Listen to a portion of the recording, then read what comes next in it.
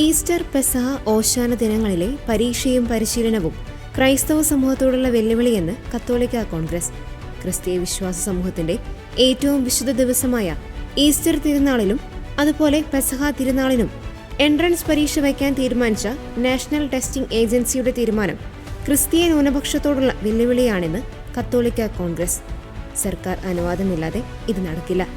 വിശുദ്ധ ദിവസങ്ങളിൽ നടത്തുന്ന പരീക്ഷയും ഒപ്പം ഓശാന തിരുനാളിന് ഇലക്ഷൻ കമ്മീഷൻ നടത്തുന്ന പരിശീലനവും ഭരണഘടനാപരമായ അവകാശം നിഷേധിക്കലാണ്.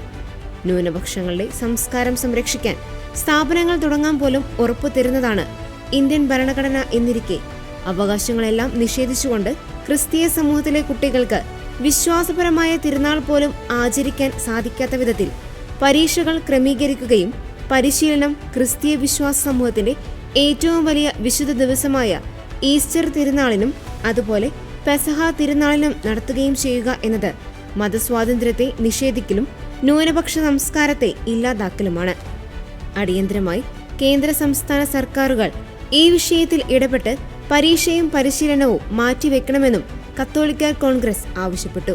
ഇന്ത്യയിൽ മതസ്വാതന്ത്ര്യം എന്നത് കടലാസിലും വർത്തമാനത്തിലും ഒതുക്കേണ്ടതല്ല എന്ന് മനസ്സിലാക്കണമെന്നും തിരുനാൾ ദിനങ്ങളിൽ പലവിധ മാർഗങ്ങളിലൂടെ നടത്തുന്ന ആരാധന നിഷേധം ക്രൈസ്തവ സമൂഹത്തെ മുറിവേൽപ്പിക്കുന്നതാണെന്നും തനിമ നഷ്ടപ്പെടുത്തി ഇല്ലാതാക്കാനുള്ള ശ്രമത്തിന്റെ ഭാഗമാണോ എന്ന് സംശയിക്കേണ്ടിയിരിക്കുന്നുവെന്നും കത്തോലിക്ക കോൺഗ്രസ് പ്രസ്താവിച്ചു.